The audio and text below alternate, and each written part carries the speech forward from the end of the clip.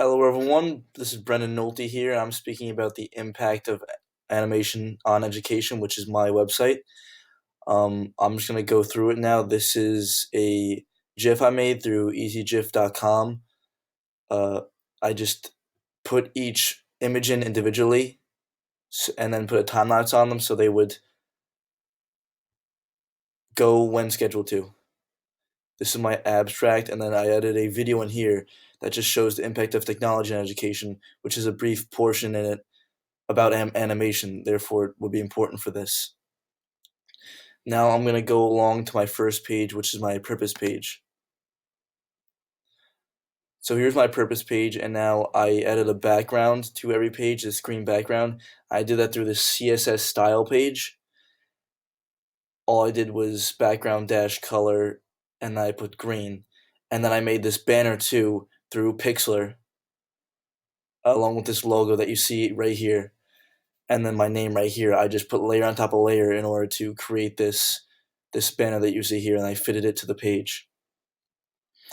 So there are a few questions that I had to answer on this page. The first question being, indicate the name of the innovation and provide a clear description of its intended purpose, such as the problem that the innovation solved, the opportunity that the innovation created, or the discovery that the innovation made possible. So I generally speak about the past 15 years here. Um, in the early 20th century, that's when like animation started to begin, and when computers came out, this accelerated from the mid 20th century on. It just rapid acceleration through all types of technology, especially animation. Now, right here, you see animation as one of these advancements that unlocked a realm where humans realized the endless possibilities that could spring up from this one concept. I just had two pictures to go along with this to show some examples of animation. These are Stewie and Brian Griffin, two famous cartoon characters from the show Family Guy. Now I'm going to go down here to my footer, which I also made, and I styled it in the CSS style page again by adding padding around it so it wasn't right against the black print, and then adding this black background to it. So my next section is effects and impacts of animation. Here, I was able to style the page differently by going to the CSS style page and adding a different font to this and a different font color. I did this throughout the entire page, as you can see, and just added more pictures here. One of them about a child being too engraved in television. And on this page, I specifically spoke about the benefits and the harmful effects. I generally made this website to show beneficial effects of animation, but it tended to show negative effects too, such as right here where I say America's addiction continues to grow across the youth of America, who now spend more time sitting in front of a screen instead of getting exercise outside. And this photo is a prime example of that. Now, this graph here shows the impact animation has had on society, basically. Uh, this is through my personal survey that I took with my class, and it shows how the majority of the class said that they believe that animation had a large impact on society. Now down here, I put another graph where it's hours of television watched through numbers of students. Now, as you can see, the amount of hours of television watched is usually between 9 to 11 hours.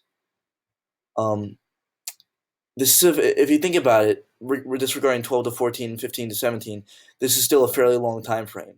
Now, if you could see America's obsession of just viewing animated television shows, why can't we take that animation and make it useful, turn into a helpful motive through education?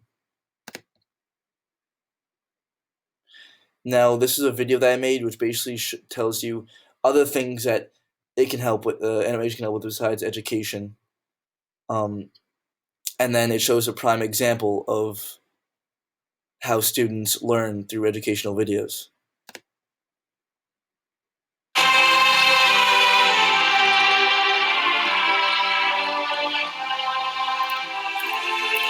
think is important because it kind of helps us simply see like simple ideas that are actually really complex, yet it looks clear as day. Like when we're watching it, it makes things look a lot more easier to do. Like a cartoon animation of like a surgery or an operation looks a lot simpler than it actually is, and so it can teach us things that we didn't understand before in like a simpler format and medium.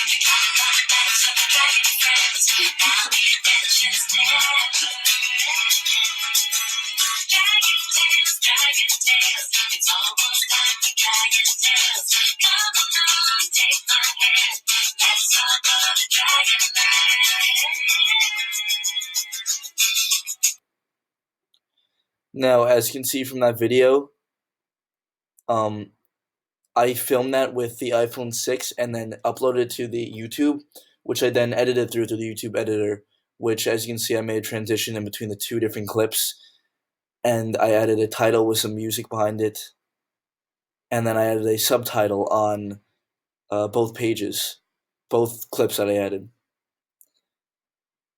Now, here are two other topics, questions I had to answer, one of them being describe how users interact with the innovation. So basically, what I said was that users interact with the innovation of animation in very different ways, and just some prime examples of these are through games, television, education, healthcare, and airlines through airline safety videos. Now, even applications such as videos for employers, such as safety in the workplace videos. Now, another question that I had to answer was describe in detail how the innovations technology incorporates at least one of the big ideas of abstraction, algorithms, programming, and/or the internet to accomplish its purpose. So I specifically targeted the internet in this specific question, and I spoke about how it accelerated the process of imagination. Because before the internet, animation was just seen pretty much in either TV shows, Sunday morning cartoons, or animated movies such as Disney princess movies such as Snow White. Um, when YouTube came out in the early 2000s, it let people expand their horizons. Amateur animators who wanted to show their videos, they could do that and get recognized on this video sharing site. And this gave insight to new animators to strive to be the best they can be, and they even gave new ideas to already famous animators, and they did all this through the internet now.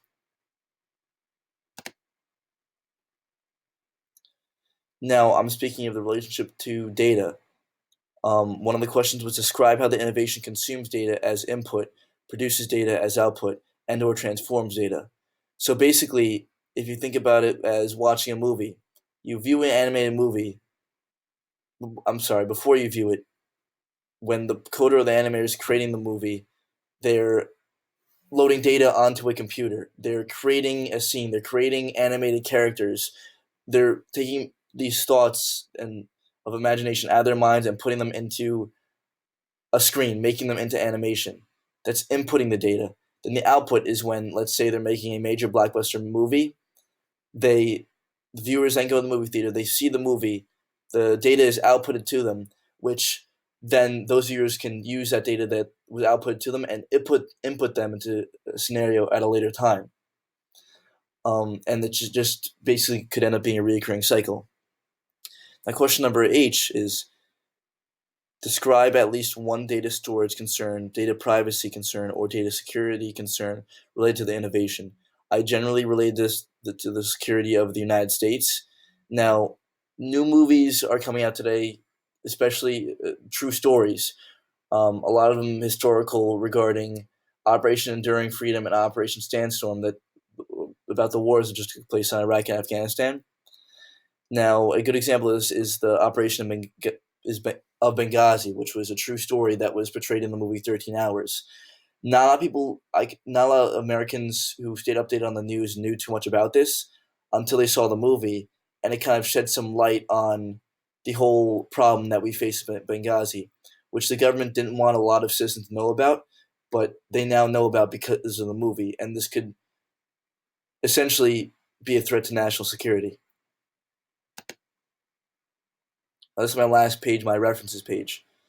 So basically what I did, I used all these to help me gather my information, all these sources to